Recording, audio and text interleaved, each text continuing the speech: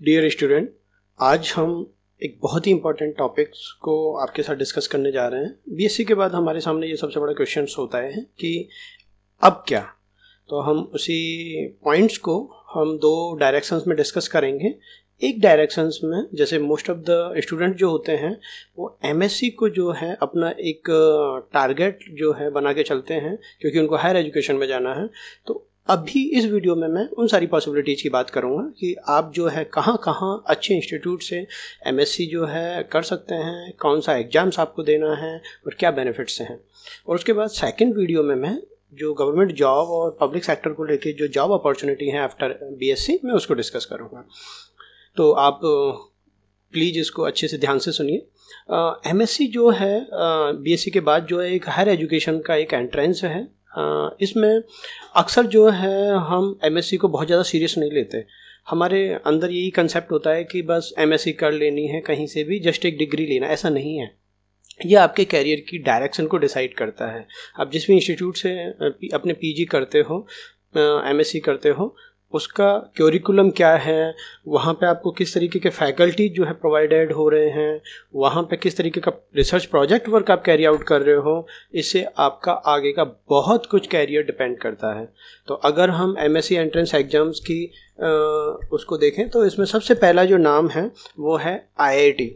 अक्सर हम लोगों के दिमाग में ये रहता है कि IIT mean for BTech MTech only. ऐसा नहीं है। वहाँ पे बहुत सारे एमएससी और एमए प्रोग्राम्स होते हैं, पोस्ट ग्रेजुएट प्रोग्राम्स वहाँ ऑफर होते हैं, लेकिन हमें जानकारी नहीं होती तो हम उस डायरेक्शन में सोच नहीं पाते। तो यहाँ पे अगर मैं एमएससी प्रोग्राम्स की बात करूँ आईआईटी में, तो पीजी प्रोग्राम्स के लिए जो एग्ज़ाम्स आईआईटी कंडक्ट कराती है एमएससी प्रोग्राम्स के लिए और एमए प्रोग्राम्स के लिए, वो है आईआईटी जैम। आईआईटी जो जैम है, इसका नोटिफिकेशन यूजुअली सितंबर अक्टूबर के आसपास आता है और फरवरी में इसका एग्ज़ाम्स होता है। अगर स्पेसिफिकली जैसे आईआईटी जैम की बात करूं तो इसमें 6 कोर्सेज के अंतर्गत आपको एमएससी और एमए ऑफर होती है, जिसमें बायोलॉजी के अंदर बायोटेक्नोलॉजी आता है, राइट।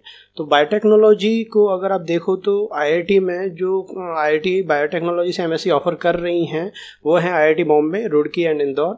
इसमें एमएससी के साथ साथ कुछ आईआईटी जो है, जैसे आईआईटी बॉम्बे जो है वो एमएससी पीएचडी इंटीग्रेटेड प्रोग्राम्स भी ऑफर करती है। अगर वहाँ पे आप आईआईटी बॉम्बे में एनरोल्ड होते हो तो वो आपको एमएससी के साथ साथ पीएचडी में भी आपको एनरोल कर देते हैं। और आईआईटी बॉम्बे जो है is one of the good institutes in research, right. तो यहाँ पे अगर इसके पेपर को देखा जाए तो बहुत मतलब ऑब्वियसली आईआईटी अगर ले रही है तो पेपर का एक लेवल है वहाँ पे। तो इसमें टोटल जो है आपको 60 क्वेश्चंस मिलते हैं, जिसमें से 3 सेक्शंस में क्वेश्चन डिवाइड होते हैं, part A, part B and part C. Part A में 30 क्वेश्चंस आते हैं, पार्ट बी में 10 क्वेश्चन, पार्ट सी में 20 क्वेश्चन होते हैं। इस तरीके से टोटल 60 क्वेश्चन बैठ रहे हैं और इन 60 क्वेश्चन का जो टोटल मार्क्स बैठ रहा है वो है 100 मार्क्स।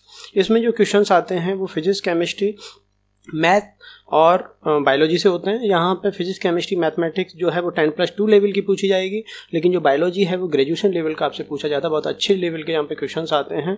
तो एमएससी जो है आप आईआईटी से भी कर सकते हैं, राइट। उसके अलावा मैंने खुद आईआईटी जैम का एग्ज़ाम दिया था and I qualified it with all India rank 42 and IIT Roorkee was offer to me. So इस तरीके से टफ कुछ भी नहीं है, जबकि मैंने अपना जो ग्रेजुएशन है वो सिंपल बीएससी जो एक नॉर्मल कॉलेज से किया है। तो ऐसा नहीं है। बहुत सारे बच्चों को जो है मैथमेटिक्स का नाम सुनते ही, फिजिक्स का नाम सुनते ही उनको लगता नहीं उनसे नहीं होगा। ऐसा नहीं है। वो 10+2 लेवल की चीज़ें वहाँ पे यूजुअली आती हैं, मैथ, फिजिक्स इनमें। तो आप थोड़ा सा एनसीईआरटी लेवल की चीज़ें अगर पढ़ते हो तो आप ईजिली, और जो बच्चे मेडिकल बैकग्राउंड से आ रहे हैं, जो मेडिकल की तैयारी किए हैं और वो किन्हीं कारण से वहाँ पर एडमिशन नहीं ले पाए, उनके लिए बहुत अच्छी अपॉर्चुनिटी होती है। बस उनको अपना फिजिक्स, केमिस्ट्री और इनका जो टच है उसको डिसकंटिन्यू नहीं करना है।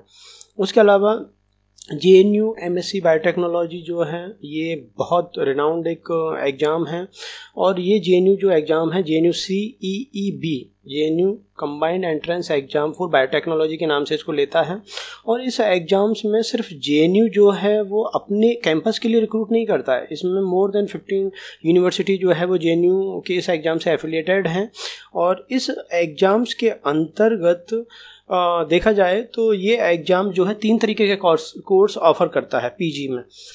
ये एम टेक बायोटेक्नोलॉजी ऑफर करता है, जिसमें बी टेक बैकग्राउंड का जो बच्चा है वो एलिजिबल होता है। और अगर साइंस बैकग्राउंड, अगर किसी बच्चे ने बेसिक साइंस से बीएससी की है तो वो भी इसमें एलिजिबल है एम टेक बायोटेक्नोलॉजी के कोर्सेज में, लेकिन उसको वहाँ पे एमएससी भी करनी पड़ेगी किसी कॉलेज से, और फिर वो इसके लिए एलिजिबल हो जाता है। मतलब एमएससी के बाद आप एम टेक कर सकते हो, राइट। तो कहने का मतलब है कि JNU CEB एग्जाम जो है वो 3 तरीके के कोर्स ऑफर करता है, एमटेक बायोटेक्नोलॉजी, MSc बायोटेक्नोलॉजी और MSc एग्रीकल्चर बायोटेक्नोलॉजी, राइट। तो यहाँ पे आप जो है MSc बायोटेक्नोलॉजी जो है उसको आप देख सकते हैं। ऐसा नहीं है कि आप एमटेक बायोटेक्नोलॉजी या MSc एग्रीकल्चर बायोटेक के लिए एलिजिबल नहीं हैं, उनके अपने एलिजिबिलिटी क्राइटेरिया। पहले मैं MSc बायोटेक को डिस्कस कर लेता हूँ। MSc बायोटेक का जो एंट्रेंस आप दोगे उसमें 2 पार्ट होते हैं, part A and part B. Part A में आपको 60 क्वेश्चंस मिलेंगे, वही फिजिक्स, केमिस्ट्री, मैथ, बायो, और यहाँ पे ये जो 60 क्वेश्चंस हैं 10+2 लेवल के पूछे जाएंगे। जबकि जो पार्ट बी है उसमें 100 क्वेश्चंस होंगे और उसमें आउट ऑफ 100 आपको कोई से 60 क्वेश्चंस करने हैं। और MSc बायोटेक का जो एग्ज़ाम हो रहा है JNU के थ्रू, इसमें मोर देन 15 यूनिवर्सिटी एफिलिएटेड हैं। और इसमें जैसे BHU आती है, बनारस हिंदू यूनिवर्सिटी है, मदुरई कामराज यूनिवर्सिटी है, यूनिवर्सिटी ऑफ हैदराबाद है, MS बड़ौदा है, महाराजा सयाजी राव बड़ौदा यूनिवर्सिटी बहुत अच्छी यूनिवर्सिटी है, गुरु नानक देव यूनिवर्सिटी है, तेजपुर यूनिवर्सिटी है, JNU इटसेल्फ अपने कैंपस के लिए बच्चे सेलेक्ट इस एग्ज़ाम के थ्रू करती है। देवी अहिल्या विश्वविद्यालय इंदौर जो है वो बायोटेक का कोर्स जो है वो JNU के थ्रू ऑफर करता है, पौंडीचेरी यूनिवर्सिटी है। तो ये जो एफिलिएटेड यूनिवर्सिटी उसमें कुछ जो टॉप यूनिवर्सिटीज़ हैं वो इस तरीके से, और वहाँ पे आपका जो भी रैंक होता है उसके हिसाब से आपकी काउंसलिंग के होती है और फिर आपको कॉलेज अलॉट होते हैं। अब इसमें JNU एग्जाम्स के थ्रू अगर आप एमटेक के कोर्स करना चाहते हो तो इसके लिए आपको जो एलिजिबिलिटी क्राइटेरिया है, अगर आप टेक्निकल लाइन से आ रहे हो तो आप बीटेक के बाद एलिजिबल हो जाते हो। अगर आप जो है नॉन टेक्निकल बैकग्राउंड से हो, BSc हो या किसी भी सब्जेक्ट से BSc हो, तो आपका वहाँ BSc एलिजिबल नहीं है, आपको वहाँ पे MSc होना पड़ेगा, राइट। उसके अलावा थर्ड जो एग्ज़ाम है वो है MSc लाइफ साइंस। JNU जो है अपने कैंपस से लाइफ साइंस और एनवायरमेंटल साइंस, देखिए JNU में बहुत सारे PG कोर्सेज होते हैं, वहाँ पे आर्ट साइड के बहुत सारे सब्जेक्ट हैं, ह्यूमैनिटीज़ है, सोशल साइंस है, ज्योग्राफी है, राइट, लाइफ साइंस है, एनवायरमेंटल साइंस है, डिफरेंट लैंग्वेज हैं जिसके अंदर वो PG कोर्सेज ऑफर करती हैं, MA प्रोग्राम्स ऑफर करती हैं। तो उनका एक कॉमन एक एंट्रेंस एग्ज़ाम है JNU EE। तो JNU एंट्रेंस एग्ज़ाम उसको बोलते हैं। JNU एंट्रेंस एग्ज़ाम्स का फॉर्म जो है, जब बायोटेक का जो फॉर्म आता है उसी के आसपास इसका फॉर्म आता है। और ये जो फॉर्म है जब आप यहाँ पे फिलअप करते हो तो वहीं पे आपको चॉइस पूछ ली जाती है कि आप किस की डिपार्टमेंट में आप एनरोल्ड होना चाहते हो। तो वहाँ पे आप लाइफ साइंस और एनवायरमेंटल साइंस दोनों ही ऑप्ट कर सकते हो। दोनों का जो एग्जाम पैटर्न है बहुत ज़्यादा डिफरेंट नहीं है। और यहाँ पे 100 क्वेश्चन आपसे पूछे जाएंगे 3 घंटे के भीतर, MCQ टाइप के क्वेश्चन हैं। बायोटेक वाले एग्जाम से स्लाइटली ये थोड़ा सा ईजी होता है। यहाँ पे आप NCERT की जो बुक्स हैं 10+2 और 11th उसको थोड़ा सा कंसीडर करके, और यहाँ पे पाथफाइंडर या किसी भी कोचिंग इंस्टीट्यूट, जैसे बहुत सारे कोचिंग इंस्टीट्यूट हैं, इनको अगर आप स्टडी मटेरियल मंगा के वहाँ से पढ़ लेते हो तो आप ईजिली इस एग्ज़ाम को क्वालिफाई कर लेते हो। इसमें अगला जो एंट्रेंस एग्ज़ाम है वो है university of Hyderabad. One of the best research university जो है इंडिया की कंसीडर होती है। यूनिवर्सिटी ऑफ हैदराबाद में जो बहुत सारे PG कोर्सेज ऑफर होते हैं बायोलॉजिकल साइंस में। बायोलॉजिकल साइंस में यूनिवर्सिटी ऑफ हैदराबाद जो है वो बायोटेक्नोलॉजी तो JNU के थ्रू लेती है, लेकिन नॉर्मल बायोटेक्नोलॉजी के अलावा वहाँ पे और भी बहुत सारे कोर्सेज होते हैं जिनको वो JNU के थ्रू नहीं लेते। इन कोर्सेज को वो अपने लेवल पे कंडक्ट कराते हैं इनका एंट्रेंस एग्जाम। और यहाँ पे biochemistry, animal biotech, plant biotech, microbiology, right, और इंडस्ट्रियल क्लिनिकल बायोकेमिस्ट्री, इस तरीके के बहुत सारे PG कोर्सेज यहाँ पे ऑफर किए जाते हैं, जिनका ये खुद अपना यूनिवर्सिटी ऑफ हैदराबाद के नाम से एंट्रेंस एग्जाम कंडक्ट कराती है। बहुत अच्छा कैंपस है और इसका जो है एकेडमिक आउटपुट बहुत अच्छा है। आप ये यूनिवर्सिटी ऑफ हैदराबाद जो है आप यहाँ से ऑप्ट कर सकते हैं। एम्स भी जो है एमएससी प्रोग्राम्स ऑफर करता है। अगर बायोलॉजिकल साइंस में बात की जाए तो एम्स बायोटेक्नोलॉजी में एमएससी प्रोग्राम्स ऑफर करता है। और एम्स का जो बायोटेक्नोलॉजी प्रोग्राम्स है इसमें का पेपर अगर थोड़ा सा देखा जाए तो इसका एग्जाम जो है जून में होता है और इसके पेपर में अप्रॉक्सीमेटली 90 क्वेश्चंस आते हैं और ये जो 90 क्वेश्चंस हैं 90 मार्क्स यहाँ पे ये रखता है पेपर और 90 मिनट ही आपको यहाँ पे मिलते हैं। तो एम्स जो है इसके फॉर्म भी जेएनयू के आसपास ही निकलते हैं। फरवरी मार्च में ये फॉर्म्स आते हैं और आप जो है एम्स का जो पैटर्न है इसमें फिजिक्स केमिस्ट्री मैथमेटिक्स यूजुअली नहीं पूछी जाती। यहाँ पे मोस्ट ऑफ द क्वेश्चंस जो है आपको बायोलॉजिकल बैकग्राउंड से मिलेंगे लेकिन बहुत अच्छे क्वेश्चंस होते हैं। दिल्ली यूनिवर्सिटी का अपना पीजी प्रोग्राम्स होता है, वो अपना एंट्रेंस एग्जाम कंडक्ट कराते हैं। अब दिल्ली यूनिवर्सिटी के पीजी प्रोग्राम्स जो हैं उनको भी ध्यान में रखें, बहुत अच्छे इनका एकेडमिक आउटपुट है। बीएचयू देखिए, BHU post graduate entrance test, इनके जो है एग्जाम्स का नाम बीएचयू पीईटी कहलाता है। बीएचयू पीईटी जो है, बीएचयू जो है वो बायोटेक्नोलॉजी जो है उसको तो वो जेएनयू के थ्रू ले रहा है, लेकिन ये बायोटेक के अलावा बाकी जो कोर्सेज हैं जैसे उसमें चाहे क्लासिकल सब्जेक्ट हो, जूलॉजी, बॉटनी, फिर एनवायरमेंटल साइंस, इस तरीके के जो कोर्सेज हैं, या फिर बायोकेमिस्ट्री हो, इस तरीके के जो टेक्निकल कोर्सेज हों, वो सारे वो उनका एंट्रेंस एग्जाम खुद कंडक्ट कराता है बीएचयू पीईटी के नाम से। और इसमें जो है फिजिक्स केमिस्ट्री और इस तरीके मैथमेटिक्स का उतना स्कोप नहीं रहता। यहाँ मोस्ट ऑफ द क्वेश्चन जो है बायोलॉजिकल बैकग्राउंड से ही आते हैं, बहुत अच्छा पेपर होता है। बट एमएस जो जेएनयू का एंट्रेंस एग्जाम है और आईआईटी का जो एग्जाम है उससे कंपैरेटिवली थोड़ा सा स्लाइटली इजी होता है। आप बीएचयू जो है ऑन कैंपस ये सारे कोर्सेज ऑफर करता है, बहुत अच्छा कैंपस है, कंट्री की बहुत पुरानी यूनिवर्सिटी में से एक है, तो आप इसको भी कंसीडर कर सकते हैं। उसके अलावा और भी बहुत सारी यूनिवर्सिटी हैं जैसे महाराजा सयाजीराव बड़ौदा, एमएस बड़ौदा के नाम से स्टेट यूनिवर्सिटी होने के बावजूद एमएस बड़ौदा जो है बहुत अच्छे पीजी कोर्सेज ऑफर करती है। तो बायोटेक तो ये जेएनयू के एंट्रेंस एग्जाम के थ्रू ले रही है, लेकिन इनके अलावा बाकी जो कोर्सेज हैं उनका एंट्रेंस एग्जाम एमएस बड़ौदा खुद लेती है। इसके अलावा देवी अहिल्या विश्वविद्यालय इंदौर जो है, इसके जो पीजी कोर्सेज हैं, चाहे वो लाइफ साइंस हो, चाहे वो बायोकेमिस्ट्री हो, राइट, तो ये जो कोर्सेज हैं ये डीएवीवी जो है इंदौर, ये अपने खुद का एंट्रेंस एग्जाम कंडक्ट कराती हैं और स्लाइटली जो है बायोलॉजिकल बैकग्राउंड के क्वेश्चंस आते हैं। और आप अगर आपने आईआईटी जेएम या जेएनयू एमएससी एंट्रेंस की तैयारी की है तो आप ये एग्जाम स्लाइटली इजी वे में क्रैक कर लेते हो। तो ये तो कुछ ऐसे इंस्टीट्यूट हैं जो टॉप रैंकिंग में आते हैं और ये पीजी कोर्सेज ऑफर करते हैं। और बीएससी के बाद आप यहाँ से एमएससी को करने को चॉइस ले सकते हैं।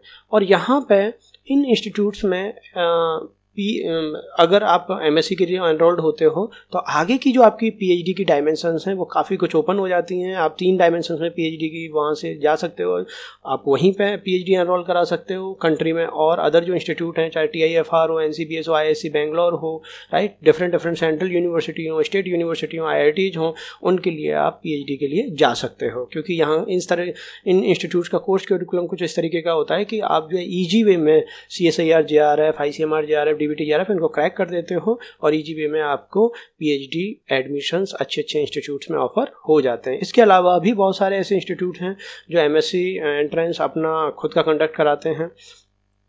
इनमें देखिए, ऐसा नहीं है ये इंस्टीट्यूट अच्छे नहीं है, ये भी बहुत अच्छे इंस्टीट्यूट हैं, लेकिन ये है कि ये कुछ इंस्टीट्यूट स्टेट यूनिवर्सिटीज़ के रूप में हैं, कुछ सेंट्रल हैं, तो उतना ज़्यादा एक्सपोजर इन इंस्टीट्यूट्स को नहीं मिल पाया है, लेकिन बहुत अच्छे इंस्टीट्यूट्स हैं, इनको भी आप ज़रूर ध्यान में रखें। जैसे BITSAT, Birla institute of technology and science and admission, नाम से ही क्लियर है, बिट्स प्लानी आपने नाम सुना होगा।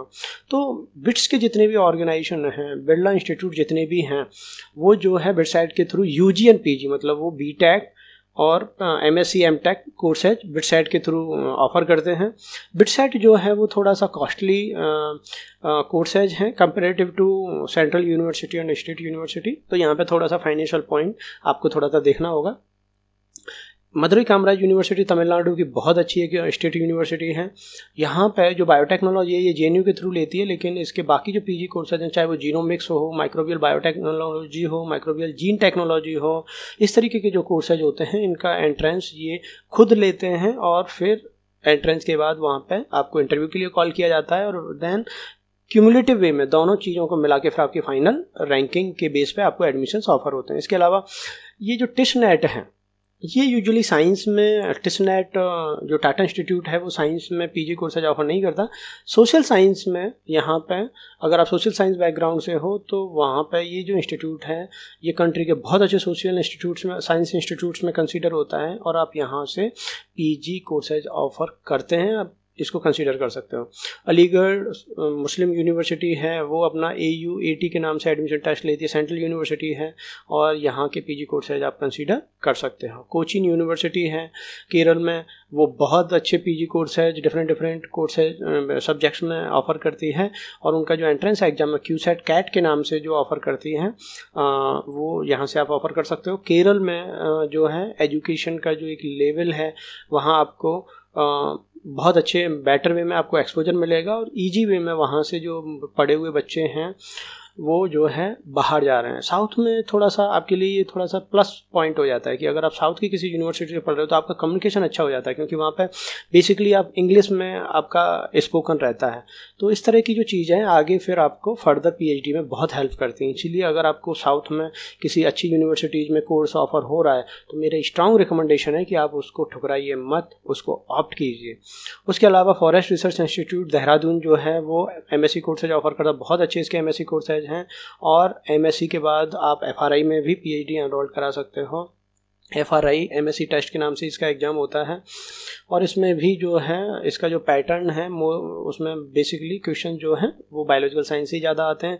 BHU PET में आपके साथ डिस्कस किया ही हूँ कि बायोटेक को छोड़ के बाकी जो PG कोर्सेज हैं चाहे वो साइंस साइड में हो चाहे वो आर्ट साइड में हो उनको BHU PET एग्ज़ाम के थ्रू वो कंडक्ट कराता है और इस तरीके से वो डिफरेंट PG कोर्सेज स्टूडेंट्स को ऑफर करता है। तो हमने अभी तक ये देखा कि कंट्री में BSc के बाद कितने सारे एग्ज़ाम्स हैं जो आप दे सकते हो। इसके अलावा बहुत सारी यूनिवर्सिटीज ऐसी होती हैं जो स्टेट यूनिवर्सिटी हैं, जिस भी एरिया से आप बिलोंग करते हो उस एरिया की जो स्टेट यूनिवर्सिटी उसका भी अपना एक एग्ज़ाम होता है। जैसे जीवाजी यूनिवर्सिटी है, राजस्थान यूनिवर्सिटी है, राइट, बुंदेलखंड यूनिवर्सिटी, इनके अपने एंट्रेंस एग्ज़ाम हैं। तो ये फिर आपको लोकल लेवल पे एक्सप्लोर करना पड़ेगा। लेकिन नेशनल लेवल पे ऐसे कौन कौन से जो है एग्ज़ाम्स हैं जो आप एक्सप्लोर कर सकते हो, मैंने एक ब्रीफ वे में उनको समराइज कर दिया है।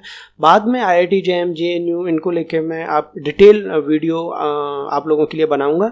इस वीडियो में मेरा मकसद यही था कि एक ब्रीफ वे में आपको ये आइडिया लग जाए कि कितने सारे एग्ज़ाम्स हैं, किस तरीके से क्या उनका फॉर्मेटिंग है, आप क्या क्या एग्ज़ाम्स आगे एक्सप्लोर कर सकते हो। उम्मीद करता हूँ कि आपकी MSc की जो एक डायरेक्शन है उसमें इस वीडियो से आपको काफ़ी कुछ एक्सपोजर मिला होगा और ये आपको हेल्प करेगा कि आप BSc के बाद किस किस इंस्टीट्यूट को जो नेशनल लेवल पे एग्जिस्ट करते हैं उनको MSc के लिए कंसीडर कर सकते हो।